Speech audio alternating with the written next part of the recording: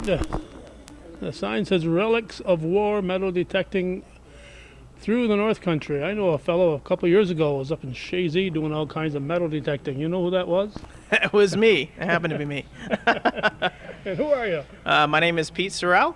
All right, Pete. I think aren't you also a historian in Altona? Or? I used to be. Oh, I made that position available to somebody else. It's a little bit close, a little bit farther from home these days. Now that I live in Line Mountain, so. Oh, okay. So you're a miner now. Huh? Yeah. Well, my family's from there, so we've been there a good long time, and so I'm happy to be back in the North Country. I think the American Legion post is Sorrell Woodward. Is that sure correct? is. Yep, that's my great uncle Nathan. Yep, he was killed in action in World War II, and they named it after him and another soldier. All right, so I guess that's a good reason as any to be there. That's right. Famous. All right, so you're not talking about relics of World War II here, though, are you? No, we've got relics from the War of 1812 here in the Plattsburgh and North Country area, really. These relics were all dug within probably a 50-mile radius of this area, except for the sword. The sword's a personal item in my collection, but it's an authentic War of 1812 sword. But everything else, for the most part, was dug right here in the North Country. All right, so it's all War of 1812. You don't go back to the French and Indian War. I do have a couple of artifacts from just post Revolutionary War from this time, from this area, but most of the stuff back then, the sites where those were located were harder to find. Right. First of all, and the records weren't as great. So sometimes you might happen upon it, but all of these relics, for the most part, are from just the War of 1812 period. Okay, of course. We're here on August 16th, probably, I think. And in about a month, less than a month, we'll be commemorating the Battle of Plattsburgh. And, of course, the Battle of Plattsburgh was the focal point of the War of 1812. Correct. And as you know, the invasion actually started up in my neck of the woods in Champlain. It sure did, yep. And some of these items actually came from the Champlain area. I found a British camp in 2020.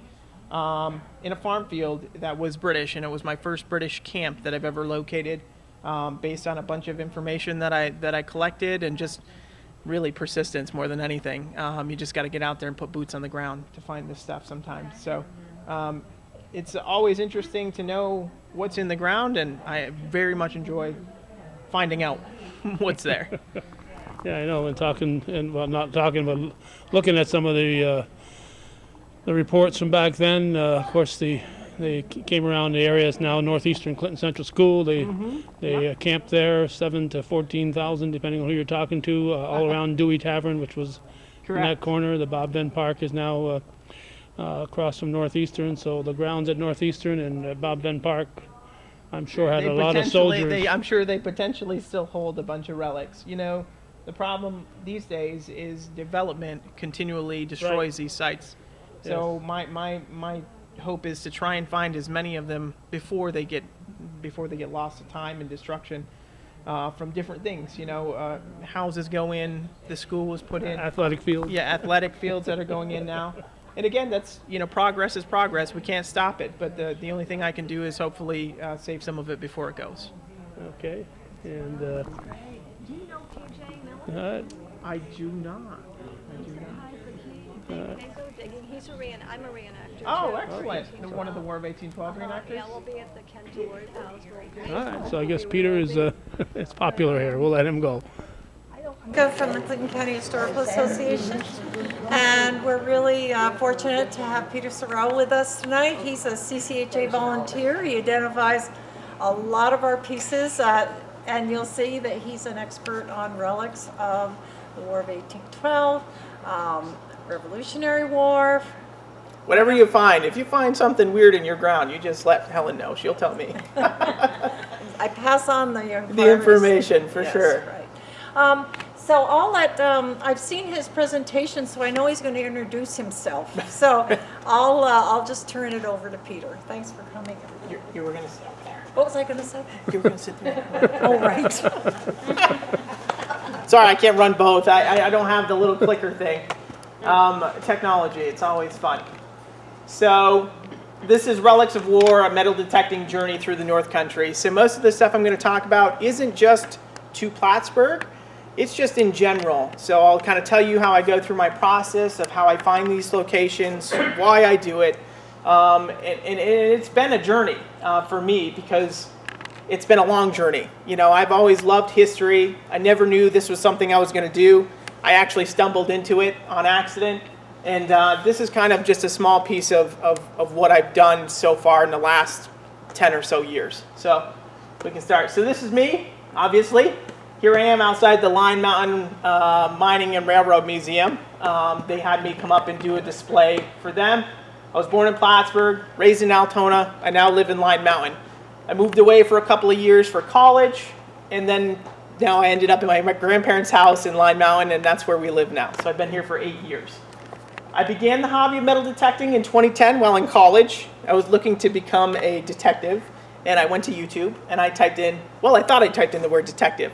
And what popped in was autocorrect in its infinite wisdom, which now I see as a blessing in disguise, turned into the word detecting. And I found myself the rest of the day watching these videos of people metal detecting. And I said, good God, I love history. I can do this. I can definitely do this.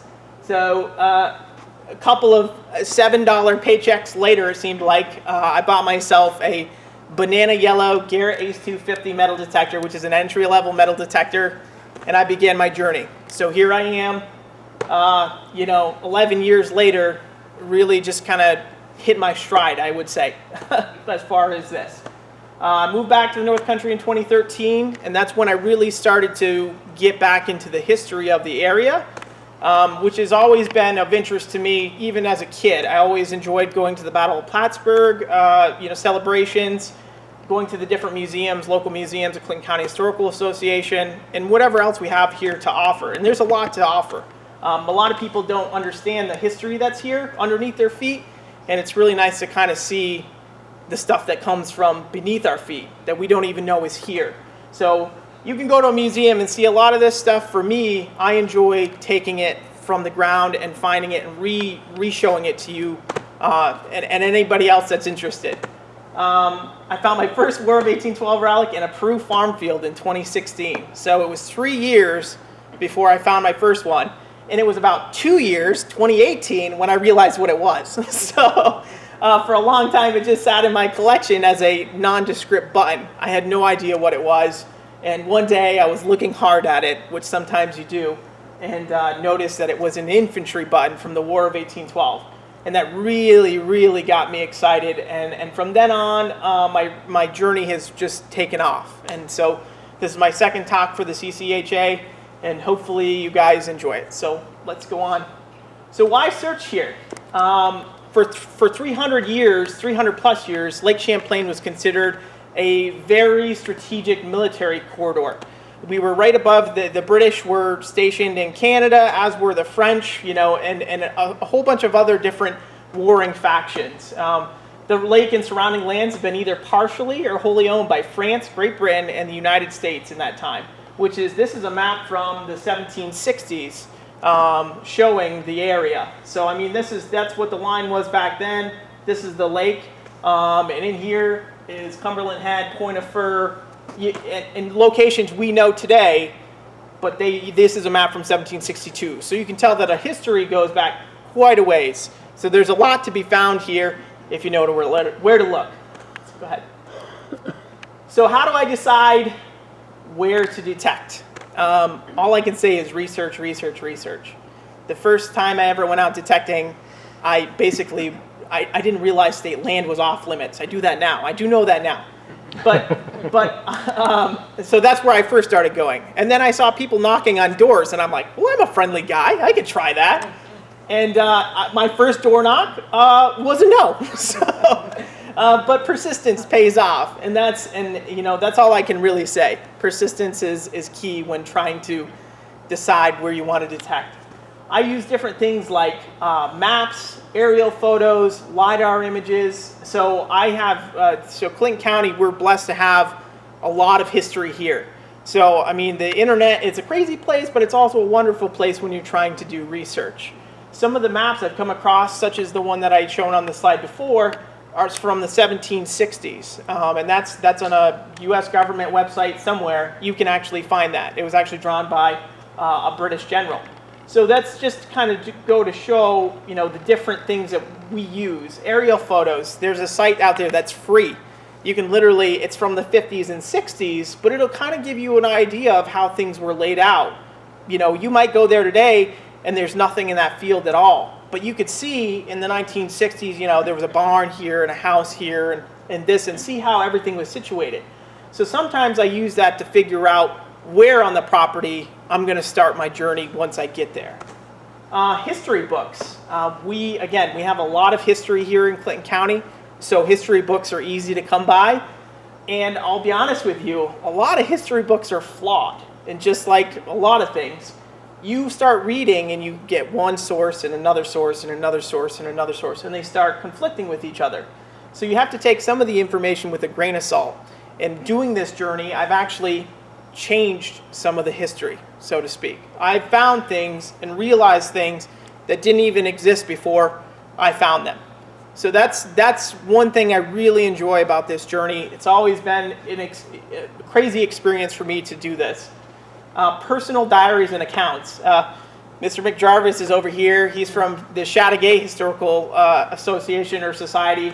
And recently I started doing some history, helping them find and locate and bring back to the town some historical items from the War of 1812 that happened in the village and around the village of Chateaugay, New York. And we actually disproved years and years and years of where these camps were located just by going out there and taking a look. And which is really amazing, because for 200 years, the information said it was here, it was definitely here, this is where it was. And we proved without a doubt that it was not there. It's still out there. We still have not found it. So one of my favorite things that I really enjoy are the personal diaries of these soldiers.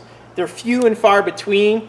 Sometimes I purchased this one from the New York State Library, and these are, you almost have to dig through all the baloney to get to these things, because this was in a box of things that was with a bunch of other stuff from Clinton County. And so I just happened to see, and it said Chateaugay, and it said War of 1812, and I said, okay, this is something I might be interested in. So I called the library. Can you give me more information on what this diary is about? This was a soldier that was in the Battle of Chateaugay, actually, during the War of 1812, which was launched from Chateaugay, New York, into Chateaugay, Quebec. So this is his handwritten diary, and I'll tell you something. You don't know the atrocities and the tribulations that these gentlemen went through until you read something so personal. This was his personal diary every day at camp, when they left, speaking of how cold it was, and, gentlemen, when they were coming back, a gentleman was sitting by the creek, and he wasn't moving, and he went over there to touch him, and he was dead. And they said, we don't have time, and they just left him. So these are things that you don't even think about, where it's very interesting. That's all I can say, and it's a great resource, because these people were here firsthand. Now, a lot of the landmarks they might tell you might give you a clue as to where things were, but not always, because a lot of those things have been lost over the last 200 years. But they're great resources when trying to find out where you're going to go. And speaking with people, I find the best thing is to just get out and knock on doors and talk to folks. I really enjoy that. Obviously, I'm here today speaking to you guys, but I also enjoy just having a conversation. I would say most of my metal detecting time is spent talking with people. So, honestly, it's a lot of people's family history. Oh, my grandfather said when he was a kid, there was a house way back in the back of that field. And I can go to maps, and I may never even see that house was there. And it was never on a map. So that means it's very, very old, but his grandfather or great-great-grandfather remembers it, and he passed on that story to him, and then they passed that story on to me. And then I find that history that nobody even knew existed. So that's how I start kind of finding out where I want to detect. This area, it's very easy to find a spot. I mean, you could go to any spot in Plattsburgh, which is a very historic place. People are generally friendly. I've had definitely non-friendly people, but generally speaking, people are friendly. And once you start the conversation and tell them why you're there, why you do it, it really opens up a lot of opportunities. Asking for permission. People ask me all the time, how do you do this? Well, again, it's research, research, research. I put a lot of time into finding the locations of these properties through those other means, and then once I get to the point where I think I know where I want to go, then that's when I start doing this type of research. So the county, our county, Clinton County, has a website where you can actually go and click on the property and find out who owns it. I know it's a little creepy and a little weird, and I get that, but it helps me out because I like to know where I'm going, you know, and I want to know who I'm meeting when I show up on the property. You can find sometimes you can find their physical address, sometimes you can't. Usually if I can't find their physical address, I go to that property, I knock on the door or a neighbor's door, say, hey, do you know who owns the property next door? And strike up a conversation. Again, people are a big part of this. I always visit with the landowner, discuss what I do and why I chose that property. Sometimes it may be as simple as I was driving down the road and I saw your beautiful colonial house and was wondering if you would let me do my hobby here. You know, there's more to the spiel than that, but I'm not going to spill all my secrets.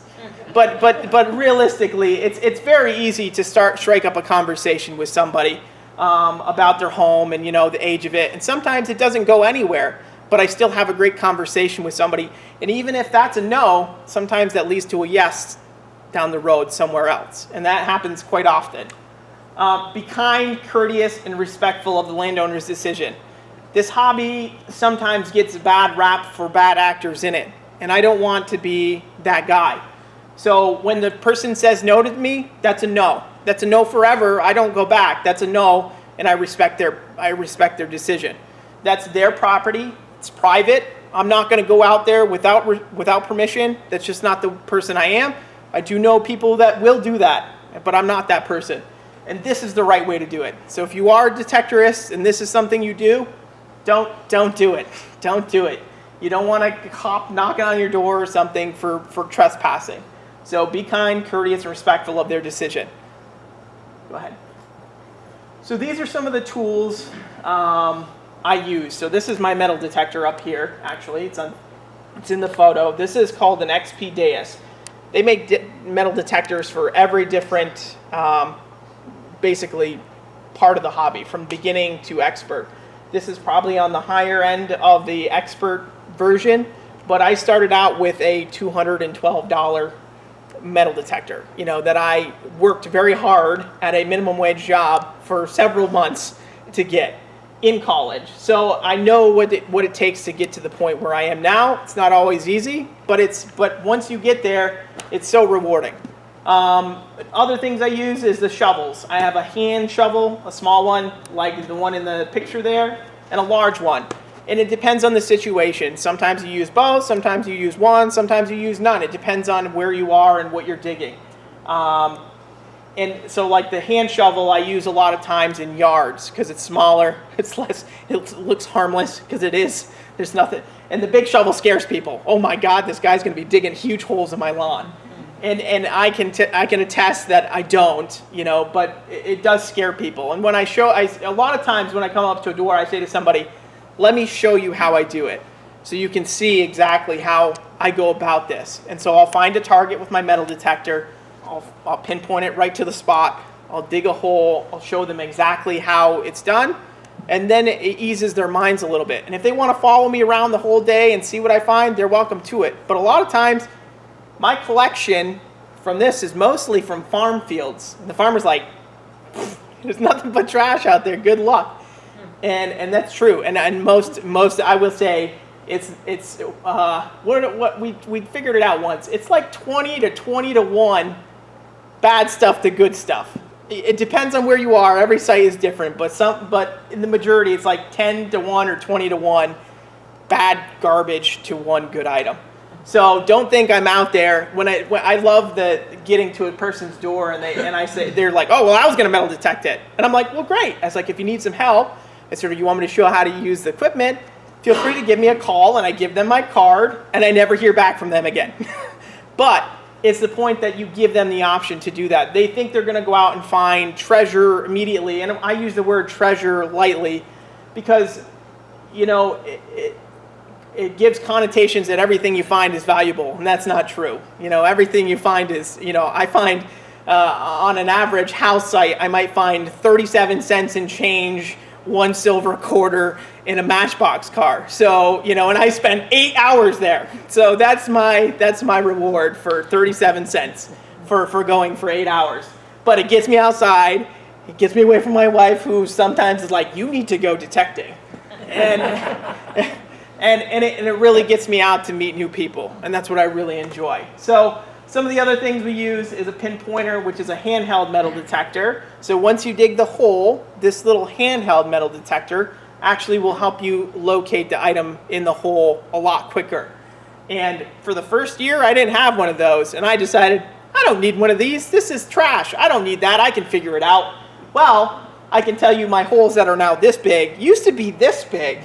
And so you learn very fast that that is a very useful tool. So again, the more you do it, the better you go. You know, it's easier. And you learn to use these tools to your advantage. A finds case and pouch. So there's one that made by a company called Garrett.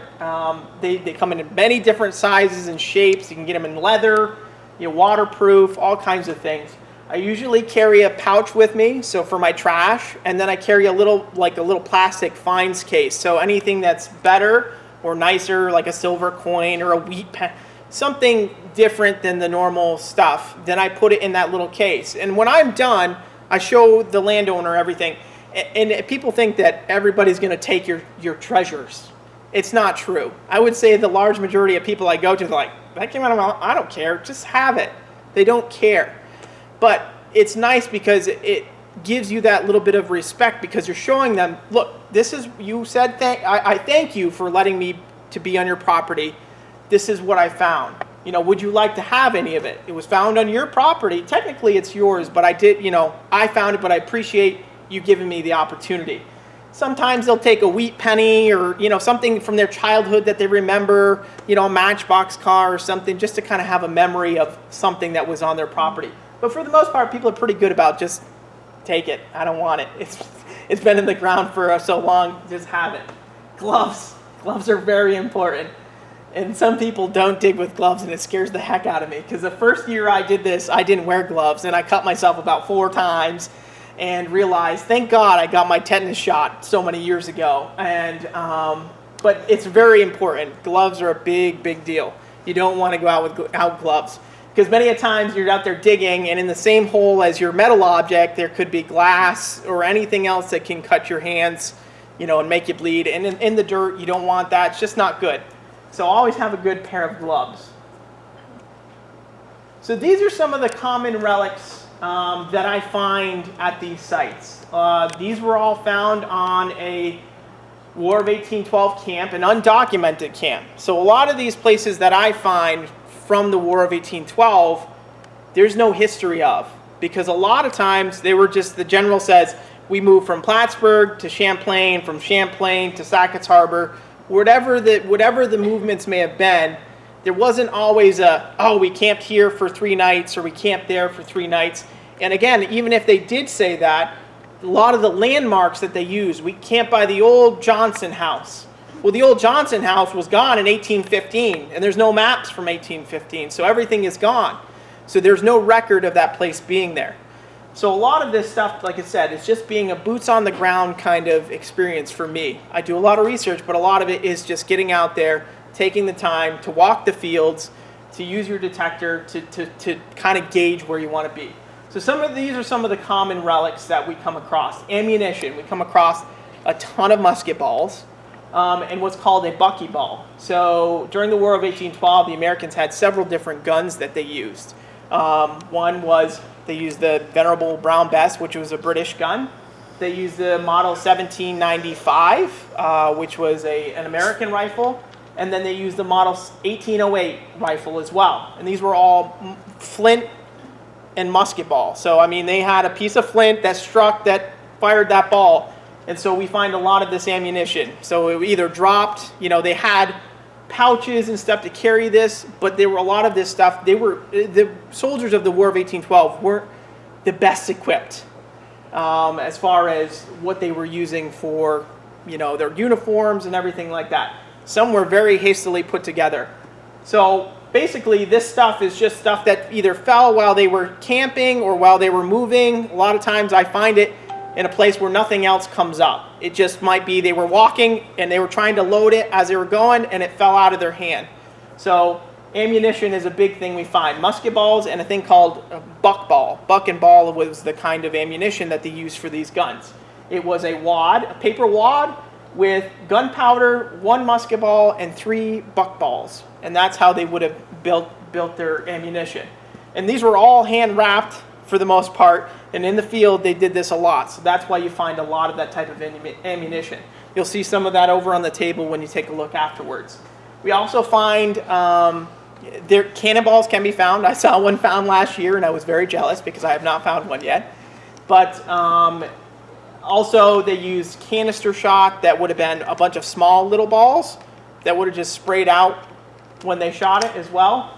And you find a bunch of that. I've got a couple different examples of that over there. Buttons. Buttons are the most common relic I find as far as something identifiable that you can say for sure this was from a soldier, this was on his uniform. And I just want to say something quick, another thing about the ammunition. Because there were several different types of gun used, you can actually tell the type of gun, for the most part, based on the caliber of the musket ball you find. So generally, the British musket balls were bigger. And honestly, that's when I found a camp this last spring that was British, my first identifier was a musket ball. I found 2 or 3 of them and I said, oh, this is too big. This is bigger than I'm used to. And they were generally a 69 caliber ball. And the Americans were somewhere between a 58 to 62 caliber. And a lot of times these guys didn't have Army issued guns or government issued guns. A lot of these guys came right out of their farmhouses and joined the effort. So they had their own personal muskets and their own personal rifles. So a lot of times you would find the odd shot and you'd be like, what the heck did this come from? It was from a personal gun. So they didn't actually have, again, a lot of times these guys were ill-equipped, or if they had stuff, it was only a certain amount of it. And once they ran out, then you were using whatever you had. Like I said, okay, so buttons again. We're going to go back to buttons. I'm sorry I explained this a kind of a roundabout way, but I hope you guys get the larger picture of what I find. Buttons are the most identifiable items that we find out in the fields and wherever we go. I generally hunt with one other respectable detectorist who lives here in the city of Plattsburgh, and we find these sites together. And buttons are one of our favorite things to find because there's so many different versions. Everybody thinks, well, they made one version of it. No, they didn't. So the government put out these contracts before the War of 1812, and they said, all right, you get a contract, you get a contract, you get a contract, and you get a contract. And then they have general guidelines of what the button should look like. So it's got to have an eagle on it, and it's got to have the number of the regiment. Okay, we can do that. So Phil over here does his thing, and George over here does his thing, and Joe over here does his thing. And they're all different. So there were so many different variations of these buttons, of the same buttons, made for this war. And it's just really interesting to find all the different varieties. I've been lucky enough to find several different regiments, and you can actually go back in the records and find out where each of these regiments was raised. You know, some of them were out of Vermont, some were New Hampshire, some were North Carolina, South Carolina, all the way up here, you know, that came up for this effort. So it's really interesting to see that type of stuff, and it really brings it into perspective how tough it was on these guys. You have to think these uniforms were these buttons were hand sewn in, every one of them, so if you lost a button, you're like, oh, dang it. You know, now you got a hole in your coat and it's 20 below and it's cold out, and here I go find it 200 plus years later. So that poor soldier, and I really do feel for these guys. And that's one thing I just want to say, this appreciation for the soldiers comes from reading those different things that I've read, the personal diaries, and seeing. I have a really, really big appreciation for these artifacts. And hope you see that in the passion that I bring here today. Fasteners, rivets, and buckles. There's all kinds of leather implements and everything they used back in the day for their horses, for themselves, on their persons, gun slings, you name it. There's there's a fastener or a rivet or a buckle that went with it, and we find them all. So they come in many different shapes and sizes, and different things. So like this right here, the first one I ever found that's a Sling Buckle. It's made of brass. It's bright green now. It's in one of these boxes over here. And there's just a bunch of different things that come with that in that little group that I say. There's a lot of things I can't tell you, but if you ask me a question over here, I can show it to you. Nails. So many nails. So everybody, again, thinks that you're going to go out there and you're going to find treasure immediately, and this happens a lot. Oh, you're not going to find anything out there, I hear people say. And I say, oh, I'll find some nails, for sure. If there's nails here, I'll find them, and I certainly will. And like I said, a lot of it is just learning your machine, learning the hobby, and honestly, I dig a lot. If I find a site like this, I dig everything. I don't care what it is. I'm going to bring it up to the earth and see what it is, because you do find a lot of interesting items that you didn't even know were there or didn't even know existed by bringing those iron artifacts to the surface too, because a lot of those are not the real important things, not the buttons and stuff that are real identifiable, but they're things the soldiers used every day in their life while they were out there. So go ahead. These are some uncommon relics. So as I said, I've been doing this for about 8 years in this area, and out of that whole time, these are the most uncommon relics that I've found. And I don't know if that's because past relic hunters have found them and they're just gone from history forever and nobody will even know they were here, or they just didn't lose a lot of them. But I kind of tend to think that it was the earlier thing. I think there were a lot of relic hunters in here in the 70s and the 80s and the 90s that went to these places today that you can go and you probably will not find any of these items. They were found, but they're not here anymore. Some of them are just because they're uncommon, just because they didn't have a lot of them. There weren't a lot of them made, or there weren't a lot of them lost, I guess, so to speak. So some of the items that I say are belt and shoulder plates. That there is a plate right here. This is a model 1808 plate right there with the picture of the detector. That was the first one I ever found. It was found on the banks of the Saranac River. And it was just, for 200 years, it sat in some mud on the side of the river.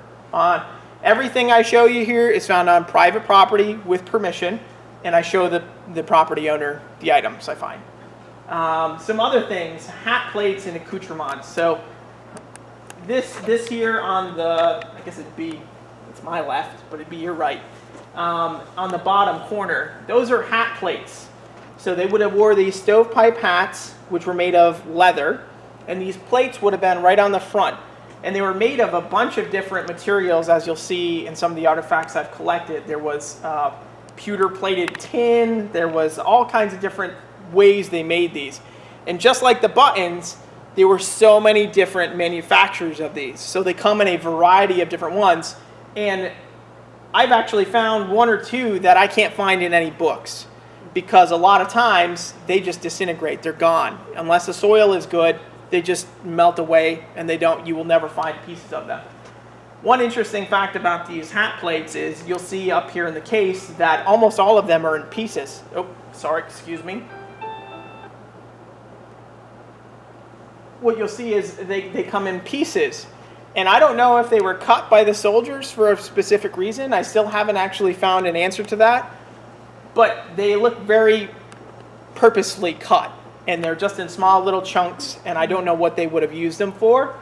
But maybe they were just outraged. Oh, this guy's got us doing this for days. The heck with him.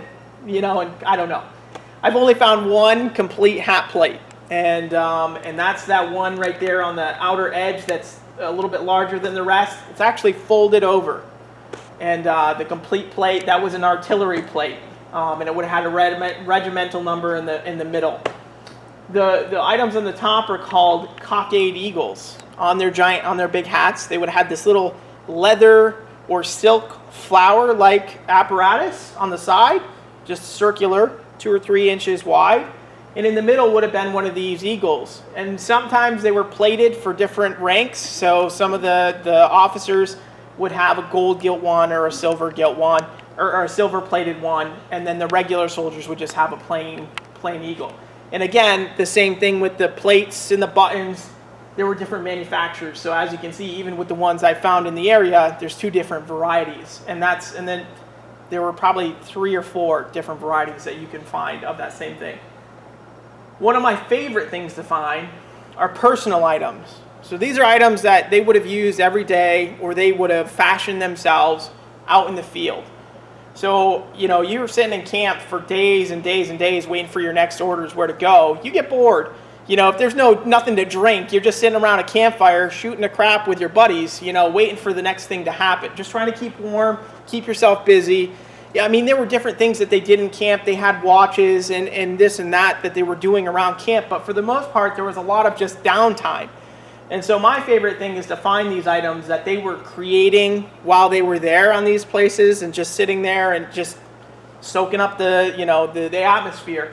And one of my favorite is game pieces. Right here you'll see this thing that looks like a little cross. That's just fashioned from musket balls, melted down and molded into something different.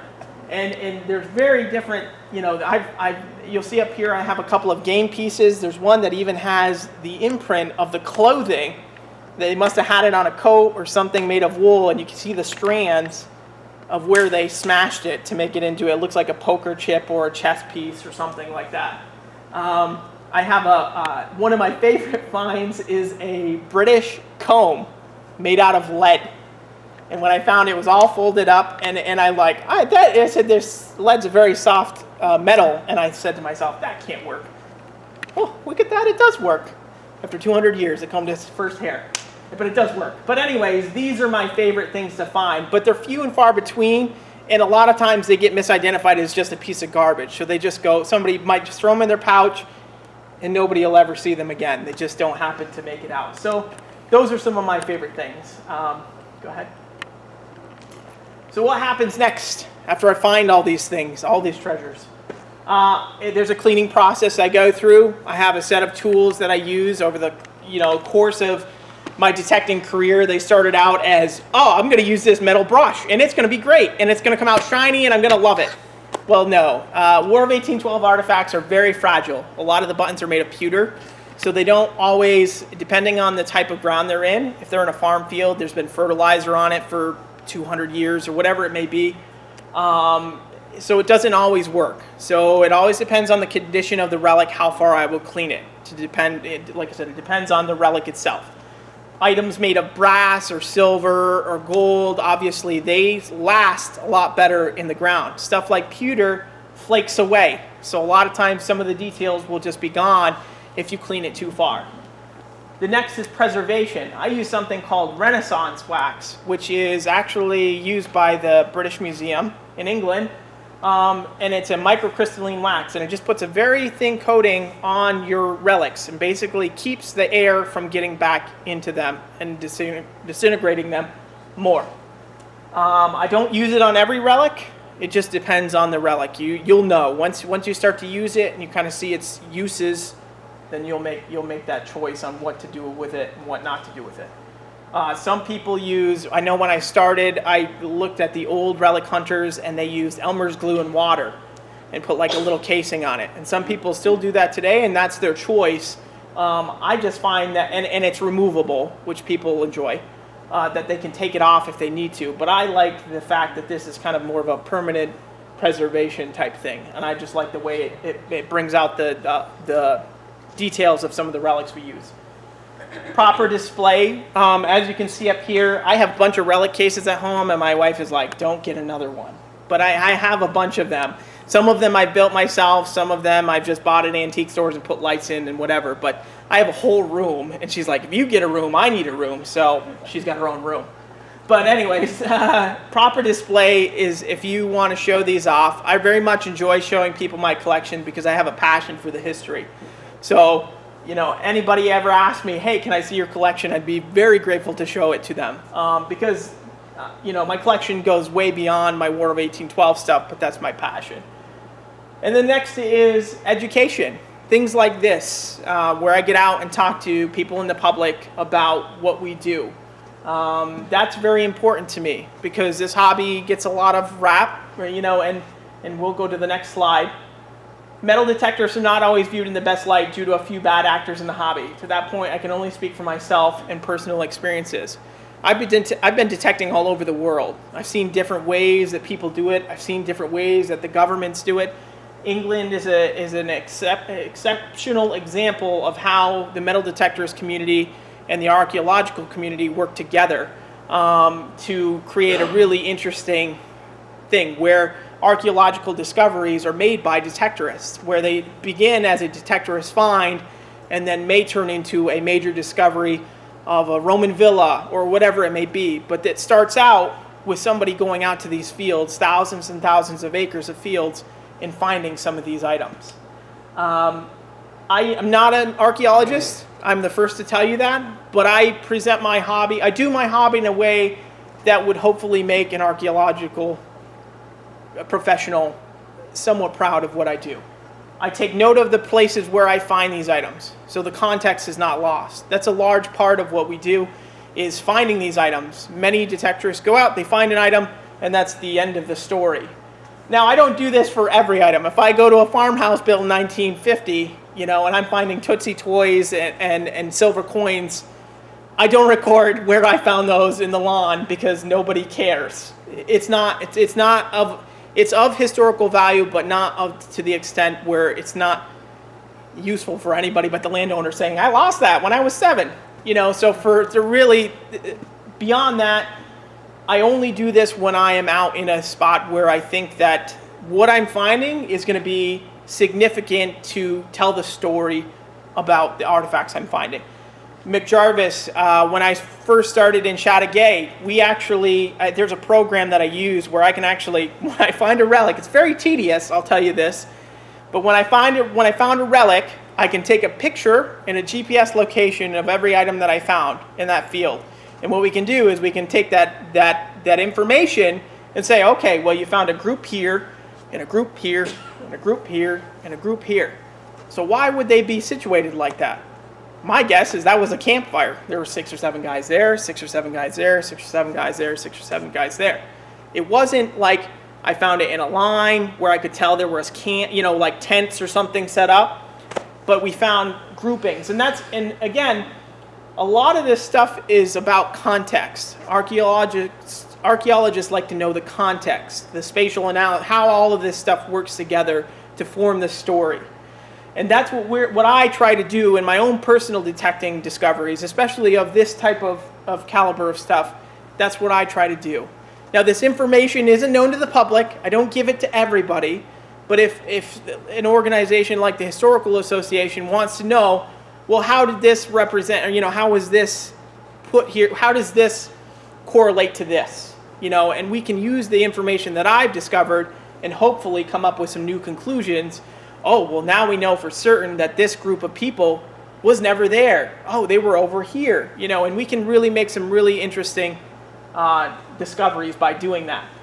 A lot of the places I go to, the context is already lost. What I mean by that is many of the finds that I've made, I would say 95% of them have been found in farm fields. So if you think of a farm field, it's been tilled and turned over for 200 years. You may find an artifact over in this corner of the field, but who's to say that artifact didn't get stuck on the plow and travel, half a mile across the field to a different location? And that is where the context is lost. We still can make conclusions about those items, but it's the context of it being where it originally was is lost. So what I try to do to the best of my ability is to still get some information when I can. So even if I can't say that's exactly where it came from or that's exactly where these things were, we can get a pretty good idea of the time period and what went on in those places. So I put on these metal detecting events. We bring the Historical Association in. And this is exactly what we do. We bring them in so they have a record. We have a record. We all have a record. It's a public record. I could give you these records for the events that can show you where these items were found, so we can make small conclusions about the different things that happened there. So I'm a little bit weirder than everybody else. So in the fact that I do a lot of this stuff, and not every detectorist does, and that's their choice, and that's I'm not bad-mouthing anybody. It's just the way I do things. I just try to do it from a professional and a historically accurate way to find the information and present it in a way that somebody can, in the future can use that information to hopefully make some more conclusions. So go ahead. And these are just some context photos for some of the things that I was talking about. And you guys can come up here when we're all done, because I'm almost done. And you can kind of see how each of these pieces was on, the uniform of a War of 1812 soldier. So here's the hat plate. There's an example in a textbook of some sort showing what that. It's a variation of the same plate. Might have been a different manufacturer, but that's what the plate would have looked like if it were whole. I didn't bend it back because it would just fall apart. I just took 2 pictures and put them together. And that's how it would have been worn on the stovepipe hats. They were called tombstones, depending on the different types of hat they had. Some had a little ridge in the front that looked like a tombstone. Very, very fitting. A neck sock buckle, you'll see I have a whole little case of those up here. I have British examples and American examples. And the neck stock was a piece of leather that went around their neck, and the little clasp that held them together, that's what that was used for, was protection from sword blows. And the term, has anybody ever heard the term leather neck? That's where it came from. That's where the origination is supposedly from, is these leather pieces that they wore about their neck. It actually kept their head up real straight, and I'm sure it was not the most comfortable thing in the world to wear. But you can actually tell the difference between a British and an American one based on the design. The British ones have these little rivets in them, 3 rivets to be exact, on both sides, and where they came together. They both came together the same way, but the American ones seem to look like they were sewed in because they have a lot of holes on both sides. But they were basically the same thing. And then the last piece is the cockade that I was speaking about earlier on the hats. It's just like I said, I've got an example up there of a reproduction cockade made of leather with one of those little eagles in it to just kind of show you how that would have been. And that's how it would have been fashioned on the hat, just like that. So that concludes this portion. If you guys want to, I have a bunch of relics. I'd be happy to speak with you about any of them. Just check them out. They're really, really neat. Someday they're all going to go to the museum to be displayed for everybody to see. But until that time, they're just give me joy, and I can talk about them and love them, just as much as I do. So I hope you guys enjoyed the talk, and thank you very much for coming.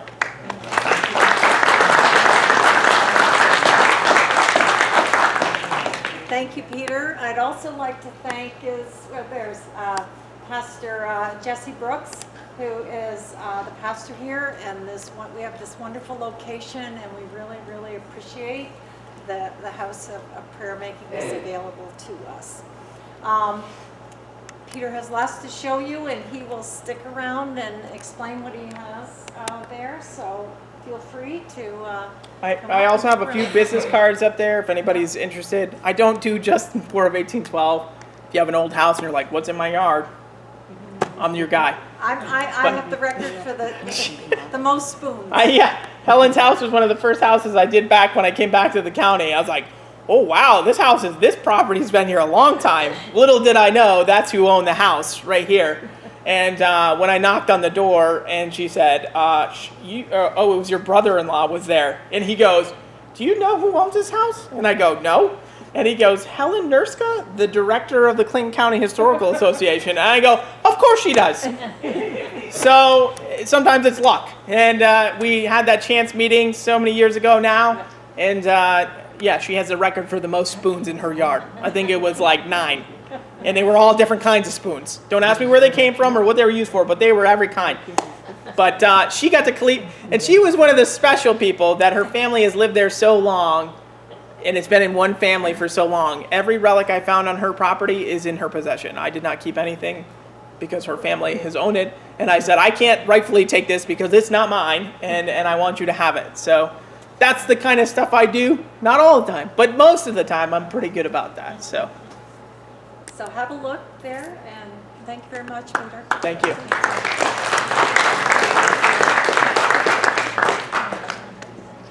Oh yeah, sorry. If anybody has any questions, I'm sorry about that. I guess I didn't open it up to questions. Yes. How far down do you you go? How far down do I go? So metal detectors generally, I would say 6 to 10 inches is most items, but sometimes you can get deeper depending on the size, the way the item's oriented, what it's made of. You can go down 18, 20 inches or more, depending. I saw a guy dig a cannonball at 3 feet, so go figure. It was a whisper on his machine, but he heard it, and we dug down 3 feet to see it come to the light. Can you do any metal or just iron? Pretty much any metal, except for stainless steel, which has a low electromagnetic. So what a metal detector does is it shoots an electromagnetic field down. It energizes the item you're finding, and it shoots that signal back up to you. Stainless steel is one of the only ones that has a low conductivity for that type of stuff, and it doesn't project as much. So basically, anything beyond that is pretty much fair game. Yes? So you don't discriminate? You go all the way down to iron, or you start above iron? So generally speaking, my machine is wide open. But I mean, obviously, so when I'm trying to locate a site, I'm actually listening for the iron. I want to hear those beeps, bloops, bops, and that weird noise that you know is iron. Because when you hit a site like that, as old as these ones, a lot of times there were just a lot of iron objects they used. Nails for their... There's no pipes out there anymore. Right. So for the most part, you're looking for those nail beds. And once you start hitting those nail beds, then I discriminate a little bit more. Then I start looking for those signals. But I will hit a site over and over and over again, and I'll change some settings to try and see if something, pops up that I didn't hear before. I'll change different coils. I'll go slower. I'll go faster. It all depends on the site. These sites, I'm very meticulous with. I've been to so many of them over the years. Some of the ones when I first started, I've gone back to because I've learned a lot since then to kind of like get an idea of what's out there. So I'm looking for the nail beds because a lot of times that's showing that there was habitation, some sort of habitation over the years that'll bring you to that spot. Same thing as like old cabin sites.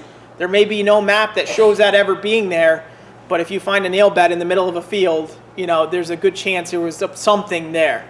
Yep. Any other questions? Yes? What about water sites? Water sites are great. Some relics keep a lot better, some don't. It depends on the type of water. Not all metal detectors are waterproof, so make sure if you're going to do that type of hunting, make sure your machine is good for that type of hunting. They're interesting because sometimes you have to dig down and sometimes they're just sitting on the rock. So it just depends on the type of soil that's underneath the water. I like creek beds a lot. I have a lot of friends down south that do Civil War hunting. They find bullets and buckles and everything where they crossed across these creeks. And they just sit in the rocks for 150, 160 years. So it's really interesting. Every kind of place is different. I know a bunch of people on both sides of the lake that actually just hunt Lake Champlain. They'll just go down and when the low water is out there and just have at it. You never know what you're going to find. They find colonial coins, buttons, anything really. It's just amazing the stuff that's out there. Yes? What do you do with the stuff that you don't collect? So I keep everything. So it's not like it, so all the best stuff gets displayed here. But I almost fell over. But it doesn't go anywhere. I have it in a collection. It's preserved the same way as the rest of this stuff is, but it's just kept separately. So I have probably hundreds of buttons and musket balls and everything that eventually will all go to different places that I think there will be. Most of the best stuff will probably go to the CCHA, but if there's other organizations or something that could still interpret that story for those items, they'll go to a place like that. So it's all contained in the same way, just not as nicely displayed. So I have like a little thing of musket balls up here. That's how all my musket balls get. It's just lead to me, but you find a lot of them. So there's a lot of stuff I do have. It's just in boxes and stuff like that. Yes? Is this your profession or is this just a hobby? This is a hobby. A hobby, I call myself an amateur professional, or professional amateur, one or the other. I work full-time for Novabus here in Plattsburgh. That's my job. But I'm also the owner, co-owner and founder of Digstock Events, which is a metal detecting event company we go around the country and we actually put events on farm properties throughout the United States. We did one in March in North Carolina on some very historic property, and we've got one this fall actually in Shazy, New York, which is our premier event. Every 2 years we do a really big event, and we try to include the community. So we bring a lot of money into where we're doing. I think they did a economic study on the last one we did.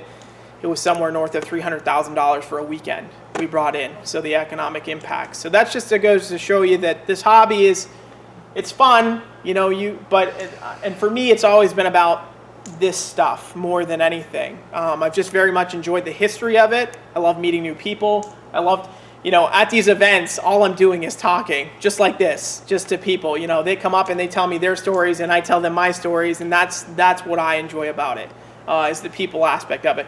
The relics are great, but when it comes down to it, it's the people that make it special. So, yes? You speak a lot in the junior high classes, social studies classes. I do not. I've actually never spoken to a school group. I've done a couple of demonstrations with younger people, but never in that type of atmosphere. I'd be happy to do it. I just never have been given the opportunity. Well, if you were to speak in a 7th and 8th grade class. Oh, I'm sure they would be excited. And the kids at dinner that night tell them about this, boy, you might get some information. There's a lot of Some calls. yes, some people think I do this to get permissions. I don't. I'm just like everybody else. I knock on people's doors and I do the legwork, so to speak. A lot of my permissions, like I said, are from farm fields.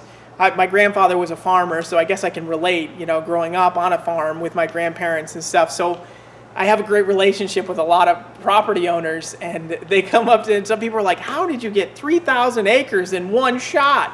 I can lucky if I get a half an acre in town. And I said, it's just about the way you present yourself, what you're doing, and how you do it. I can show that I have a passion for what I do. And the farmers, for the most part, I won't go when the crops are in. I give them all these, I won't go when the crops are in. Anything I find, you're welcome to see. If you want to see it, I'd be happy to give you things. The property that we have in Shazy for this fall is owned by Mr. Lance Rovers. He's a large farm, probably one of the largest farmers in the county, does mostly crops. And he's just been great. We for our events, we pay the farmers a large amount of money to let us do the event on their property. And basically, from there, we just go and have at it. And we do all the setup and cleanup and everything, and they love it. We did one on his property 2 years ago. And we only had probably 600 acres, but he came by afterwards and he goes, this is the most well-run thing I've ever seen in my life. And I said, well, it can be better. And so we decided we actually are a different group than the one that put it on. I was part of that group, but we're different. And so it's just amazing the people you meet throughout the hobby. And all it took for me to get that 3,000 acres was to knock on that guy's door and say, hey, my name is Pete Sorrell. I do metal detecting, and then just go from there. Just tell him I love history. And from there, then it's nice living in this county because a lot of farmers know each other. So you can say, oh, yeah, I know him, and he knows me, and this, and word passes around. If you're good at what you do, and you do it often, that you actually don't ever have to ask for a permission again. They'll come to you for the most part. And I say that, and it's very true. I still go and ask for permissions, but a lot of times people will call me out of the blue. Hey, Bill down the road said he'd be interested, and this is some guy I haven't talked to in 2 years, and it just happens to be that they're talking about something, jogs their memory, and I get a permission out of that. So, any other questions? Yes? How do you get a permission to go to a foreign country? Are you doing it through a club in that country? So foreign countries are different. So in England especially, which is where I very much enjoy to dig because they have relics from the centuries, from Roman times and before all the way up to modern times. I usually, at this point, I've made quite a few friends locally in those countries, but when I first started, that's what I did. I went to clubs. And sometimes they'll allow you to dig for a fee. You can go to, in England, they have things called rallies, where these clubs will put on a rally, then you pay £15, which is like $30, to hunt for 2 days. And then basically you get permission to that property through that through that dig. But you can never go back there because those people had the permission to do it for the most part. So it just depends on the country. Some don't even allow metal detecting. Ireland is one of them. There's a lot of culturally sensitive areas in all of these countries. And England is one that's especially interesting because they work with the detectorists to rediscover this history that, again, a lot of times wouldn't have been found without the help of a detectorist. Any other questions? All right. Well, thank you very much. If you guys want to come take a look at some of the things I found or have questions about them, I'd be happy to answer them. Thank you. All right, we're going to wrap it up. It's going to be a while before it becomes available again, so we'll wrap it up here. Peter Sorrell and metal detecting and the things you can find buried in the ground. Thanks for watching. Hometown Cable, viewer-supported local television.